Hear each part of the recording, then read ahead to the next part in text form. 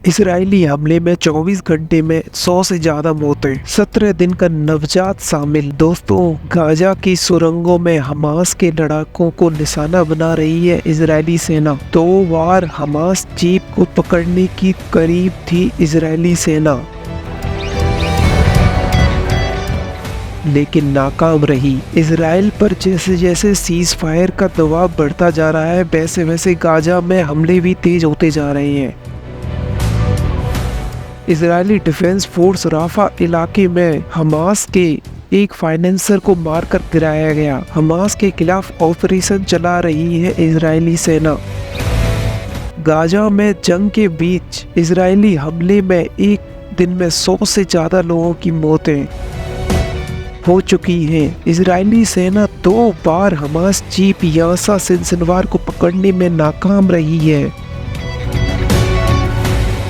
Israeli सेना के मुताबिक यह बार बार अपना ठिकाना बदल रहा है।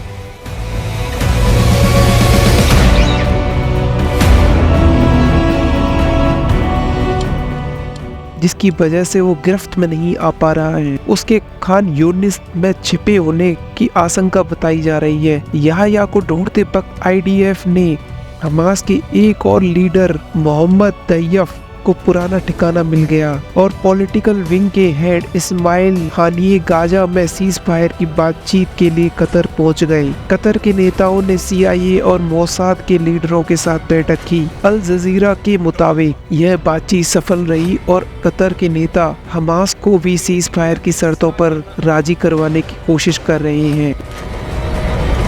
स्कूल मस्जिदों में टेरर नेटवर्क।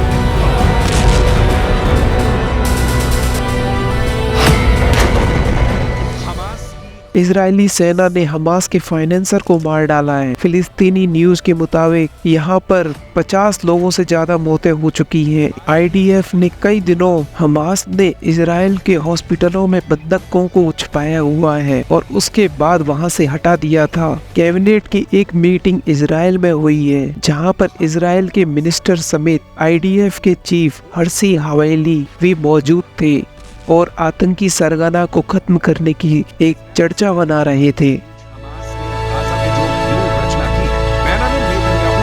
उसका कोई तोड़ नहीं दिख रहा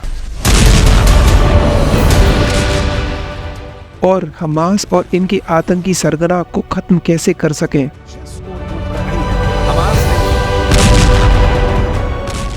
इजराइल के पीएम बेंजामिन नेतन्याहू ने मंगलवार को हमास की कैद में मौजूद लोगों के परिजनों से बात करवाई। वहीं गाजा में मौजूद आतंकी संगठन फिलिस्तीन इस्लामिक जिहाद में मंगलवार को 2 इजरायली बंधकों को रिलीज कर वीडियो रिलीज किया। 2 बंधक खुद को रिहा करवाने की गुहार लगाते नजर आए। इजरायली हमलों में घायल बच्चों को नासिर अस्पताल में इलाज के लिए ले जाया गया। इस अस्पताल में यहाँ जंग के बीच एक घायल बच्चे को पूरी तरह से मरने की कगार पर है। हमास को कब खत्म करेंगे, यह पूछा गया कैबिनेट की मीटिंग में इजराइल के यहाँ पर। इस मीटिंग में नेशनल सिक्योरिटी मिनिस्टर एतमार गिविर ने समेत आईडीएफ के चीफ ने यह बात रखी। सबसे बड़ी कामयाबी कब हम हासिल करेंगे, कोई टाइमलाइन बता सकते हैं? तो आईडीएफ के चीफ ने कहा, लादेन को मारने में अमेरिका को 10 साल लग गए थे, इसलिए हमें वक्त और चाहिए।